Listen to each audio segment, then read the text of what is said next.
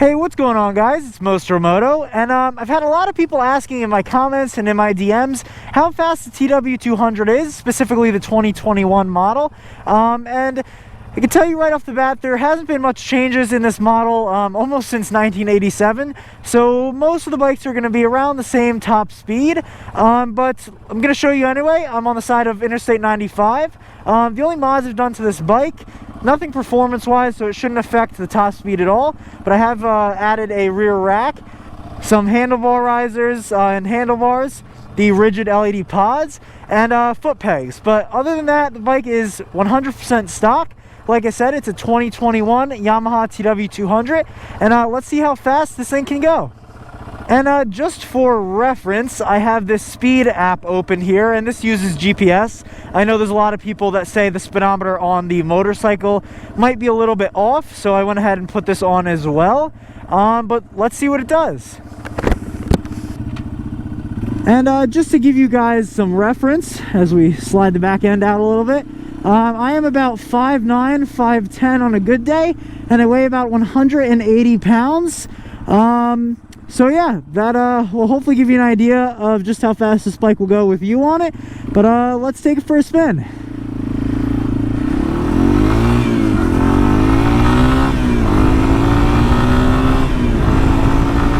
Whew!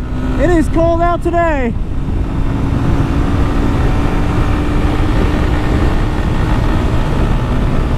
Gotta slow down a little bit for this car. Man, the T-Dubs just wants to go. I'm telling you, man. So that was full throttle acceleration right there. We'll get into the left lane and see what we can do. You guys gonna let me go? Thank you. All right. So we're just around 70. I'm tucking a little bit. Speedo saying 68. Going to the right lane here. Woo! Fucking sport bike right here. Excuse my language.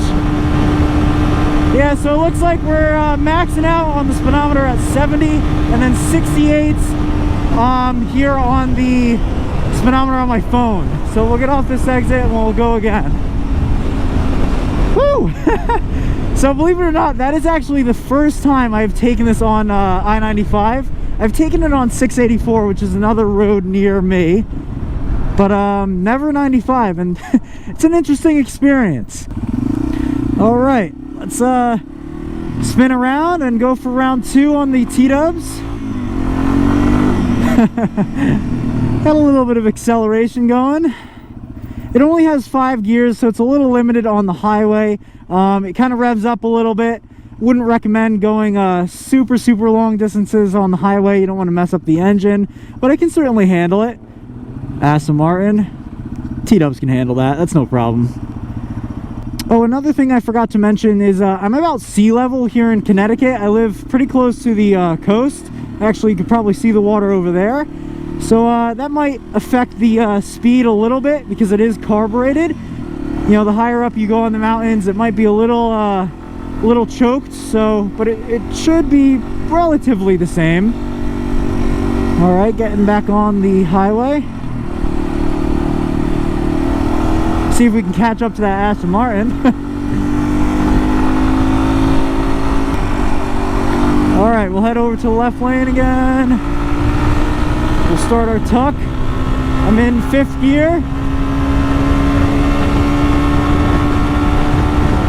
Oh yeah, 70. Okay, we got a little faster there. Woo! All right, we'll take it easy on this little engine. It was definitely screaming at that speed. But got a little bit faster that time. We'll get off this exit here. So yeah, I mean, I'm a little bit impressed with those numbers, to be completely honest. I didn't think it was gonna be able to hit 70. It did show 70 on my GPS here. Am I gonna get this light? Yeah, it's a pink light, right? Yeah, that's fine.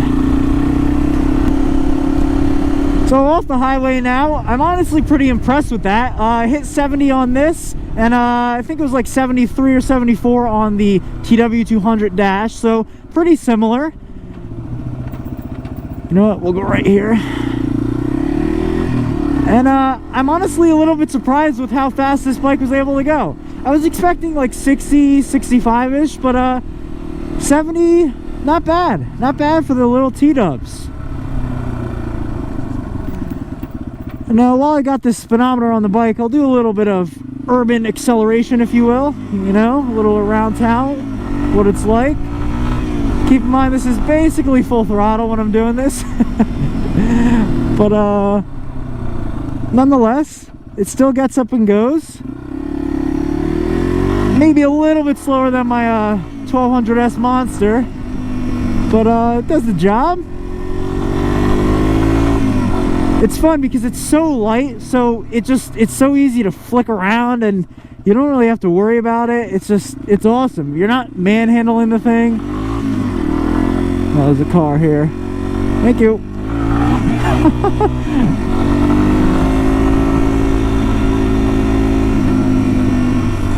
You know, it's not so much speed where you're gonna like get in trouble on the I got the front end up there.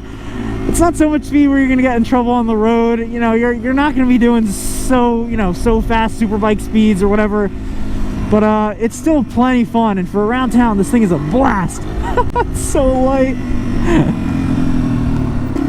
So it's about 20-25 degrees right now. It's pretty cold out, so I think that's the best time to do a test like this. I'm not really sure, but leave a comment down below if you know any better, or if you think it's a good idea or not.